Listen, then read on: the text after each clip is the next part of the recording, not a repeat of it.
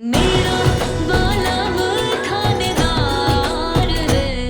तू फिक्र न कर, मैंने थारे पे पूरा विश्वास है कि तारे रहते इस घर के टूटने की नौबत ही ना आएगी। पर पहल तो नहीं करनी पड़ेगी बेटा, नहीं इस रिश्ते ने संभालना होगा। नहीं अपने पति को अपने से दूर जाने से रोकना होगा। और हाँ, थारी मदद करने के वास्ते हमारी सेना जो है वो 24 घंटे तैनात है। क्यों सिपाही हो? जी हुकुम। बस बस बस, मेरी रसोई में इतना शोर क्यों मच रहा है? भंडारे के मालपुए और कचौरी बट रहे हैं क्या यहाँ पे, जो सब लोग रसोई में आ गए? वो खाना बना रही है ना, उसे तंग मत करो। चलो रसोई से बाहर निकलो, चलो चलो।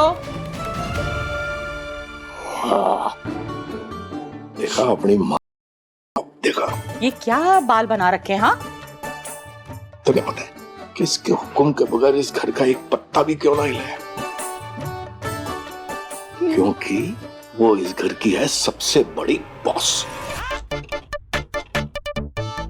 तेल नहीं लगाया? चलो बाहर चलो, मैं तेल लगाती हूँ। चलो चलो। क्योंकि मासा का कहना मतलब पत्थर की लकीर। वो हाँ बोले तो हाँ, ना बोले तो ना। और किसी में मजाल ना है कि उसका कहना टाल देगा। क्यों? क्योंकि वो है इस घर की सबसे बड़ी बॉस। बात आई समझ में? आप क्या खुसुर फुसुर कर रहे हैं अपनी बीवी के साथ? सारी बातें रसोई में ही करनी है, बाहर जब जाएंगे तब कर लीजिएगा। चलिए। Yes boss.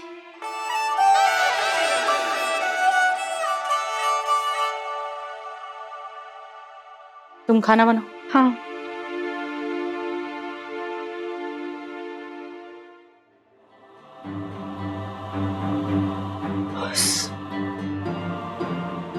बोले पापा सा क्या बोल के गए?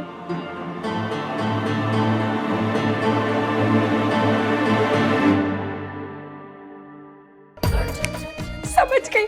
समझ के समझ को समझो, समझना भी एक समझ है, और जो ना समझे वो ना समझे। और मैं तो 65% वाली अव्वल बुलबुल हूं ना।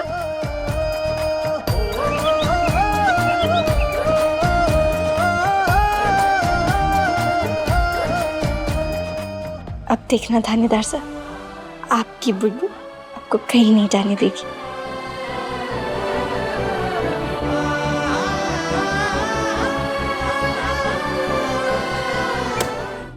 अरे इस संध्या के समय घर की लाइट क्यों बंद कर रखी है? चलो जाओ अपने अपने कमरे में। हमारे को भी काम है, अभी आई है। पापा बात सुनो प्लीज। एक दरख्वास्त थी आपसे, बुलबुल के इन सब बचपनों में प्लीज प्लीज उसकी मदद करना है, उसका साथ देना बंद कर दीजिए। इस घर में हमारी सुनी कौन है? मैंने थारे से कही थी तू दिल्ली न जा, तू रुका, तू जा रहा है। तो फिर तू कैसे उम्मीद रख सके कि थारी बीनड़ी हमारी बात मान लेगी? दोनों के आपस के बीच का मामला आपस में निपटाओ। अब पता नहीं कौन सी नई खुराफात खेलने वाली हो तुम बुलबुल।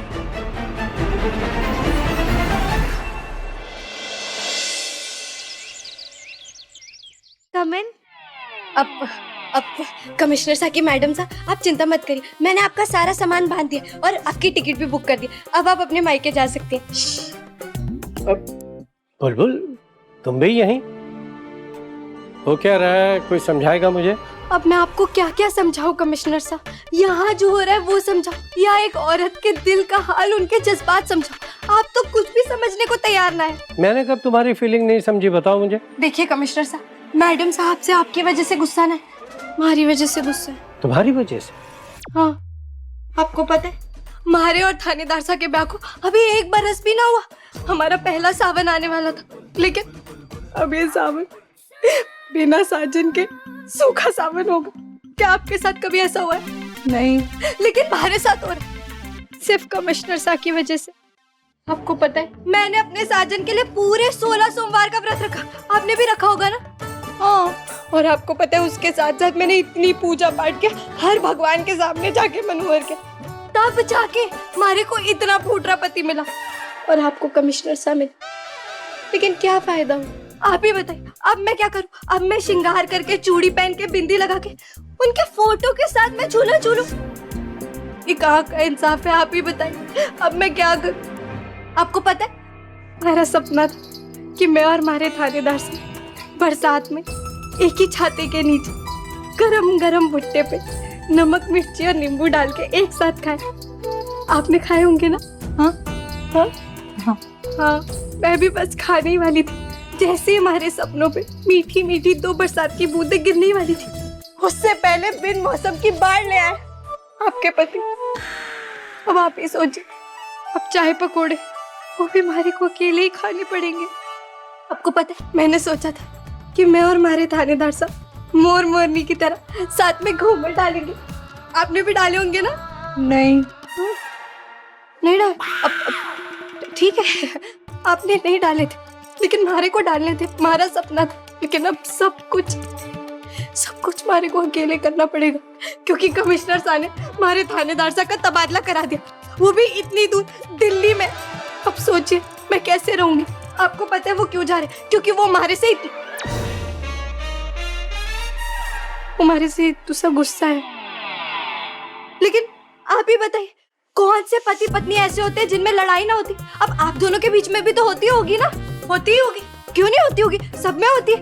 लेकिन क्या आप भी ऐसे मुंह फुलाकर अपना तबादला करा लेते? देखिए कमिश्नर साहब, आप हमारे बाबा साहब जैसे, क्या आप अपनी बेटी के साथ ऐसी नाइंसाफी होने देंगे?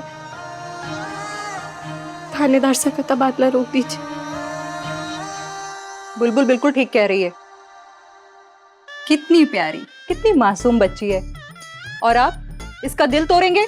लेकिन मैं नितिन, ठीक है, अगर यही बात है तो फिर किसी का दिल नहीं टूटेगा। एसीपी वीर का दिल्ली ट्रांसफर कैंसिल। ओले, thank you thank you thank you thank you thank you thank you thank you thank you. अच्छा थैंक यू मैडम साहब, बुलबुल स्पेशल थैंक यू। अब मैं काम करती हूँ, मैं जल्दी से मंदिर चली जाती हूँ। आपको पता है मैंने ना खाटू श्याम जी को प्रॉमिस किया था कि अगर मेरा काम बन गया ना तो मैं पूरे 150 रुपए के मालपुए चढ़ाऊंगी। तो मैं जाती हूँ, नमस्ते, थैंक यू। पहले मेरी पूरी बात तो सुन लो। आप अपना फैसला बदलने वाले? नहीं, आप ऐसा नहीं कर सकते, ये चीटिंग कद्दू ईटिंग है। आप उन्हें बोलिए ना। नितिन, बुलबुल, मैं वीर का ट्रांसफर नहीं होने दूंगा, लेकिन मेरी एक शर्त है। अपने बाबा साहब का ओहदा दिया ना तुमने मुझे, तो फिर हक भी बनाए रखना होगा तुम्हें।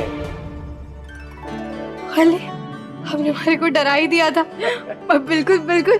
आप, अगर आपको भरोसा नहीं हो रहा तो आप अपनी बेटी को 150 रुपए दे दीजिए मालपुए लाने के लिए। ले लो। अरे नहीं, मैं मजाक कर रही थी। मैं चलती हूँ। आप भगवान आप दोनों की जोड़ी हमेशा सलामत रखे, नजर न लगे। Bye bye bye.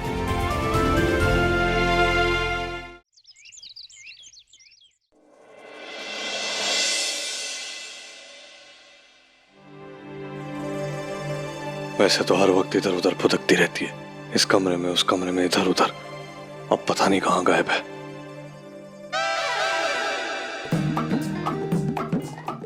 अभी भी अपने नाक पे किस्सा चढ़ाई घूम रहे, जरूर मारे कोई ढूंढ रहे होंगे। अब अले थानेदार साहब, अभी तक आपने सारे कपड़े नहीं बांधे, मैं आपकी मदद कर दूं?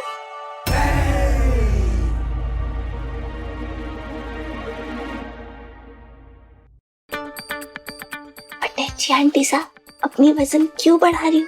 अब दोबारा तस्वीर में ही जाने वाली हूँ थोड़ी देर में। ओले, आप ये क्यों लेके जा रहे? ये ले जाइए अपने साथ। और क्या था? बुलबुल तो मुझसे भी ज्यादा उतावली हो रही है, पैकिंग करवाने में भी और मुझे यहाँ से दूर भेजने के लिए भी। अब ये टॉर्च फूफा सा भी लेके जाइए। अगर बिजली बुआ सा सैर सपाटे करने चली गई तो आपको तो ये बहुत काम आएंगे। अरे